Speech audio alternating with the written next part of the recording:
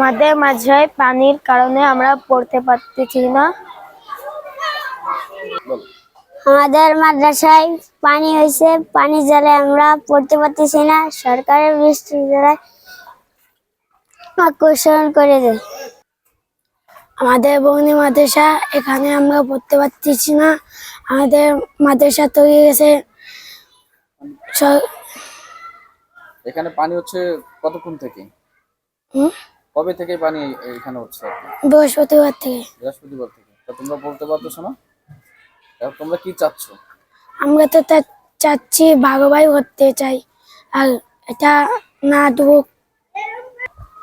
আগে মাদ্রাসা তলায় গেছে, আমরা পড়তে পারতেছি না। আমি বর্ণি মাদ্রাসার নায়েবে মোহতামিম মুফতি ইমদাদুল হক। আমরা প্রতি বর্ষার সময় এরকম একটি সমস্যার সম্মুখীন হই। বর্ষা হইলেই আমাদের ভবনটা তলিয়ে যায়। আমাদের ছাত্রদেরকে পড়ানোর কোনো ব্যবস্থা নেই। এখন ছাত্ররাই যে আমরা পড়াইতে পারতেছি না। আমরা সরকার মহোদয় বা সরকারি যারা আছেন, ইউনো মহোদয় যারা, ওনাদের দৃষ্টি আকর্ষণ করছি যে আমাদের এমন কোনো ব্যবস্থা করে দিন, একটা ড্রেন নির্মাণ করুক, অথবা নিজেরা তদন্ত করে এখানের জন্য কোনো সুব্যবস্থা করে দিক, যাতে আমরা এই সমস্ত বাচ্চাদেরকে সুন্দরভাবে লেখাপড়া শেখাইতে পারি। এই আবেদন আমি রাখছি সবার কাছে। কতজন বাচ্চারা পড়ালেখা করে? আমাদের এখানে প্রায় 2 শতাধিক বাচ্চা এখানে লেখাপড়া করতেছে। এই পানিটা আজ কতদিন যাবত? এই তো 3 দিন পর্যন্ত পানিতে একদম পুরো তলিয়ে আছে। এই পানিটা কি প্রতি বছরই এরকম হয়? প্রতি বছর মানে প্রতি বৃষ্টি হইলেই, সামান্য বৃষ্টি হইলেই পানিতে এরকম ভাবে ডুবে যাইতেছে। আমাদের যে পানি বেরোনোর কোনো ব্যবস্থা নাই? হ্যাঁ, আমাদের এখানে পানির বেরোনোর কোনো ব্যবস্থা নাই।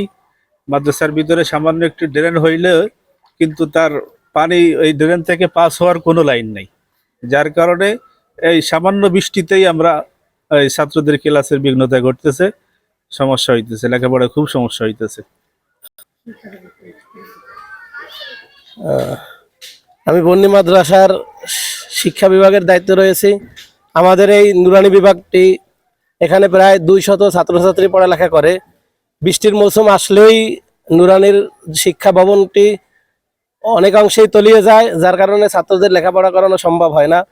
এই গত 2 দিনের বৃষ্টিতে ছাত্রদের বই খাতা, অনেকের ট্রাং, অনেকের বেডিং ভিজে গেছে।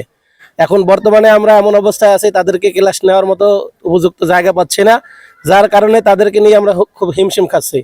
সরকারের কাছে বিশেষ আবেদন হলো এই ছাত্রছাত্রীদের প্রতি বিশেষ দৃষ্টি আকর্ষণ করে যাতে কোনো ব্যবস্থা গ্রহণ করা যায়, এজন্য আমরা বিনীত আরজ করছি।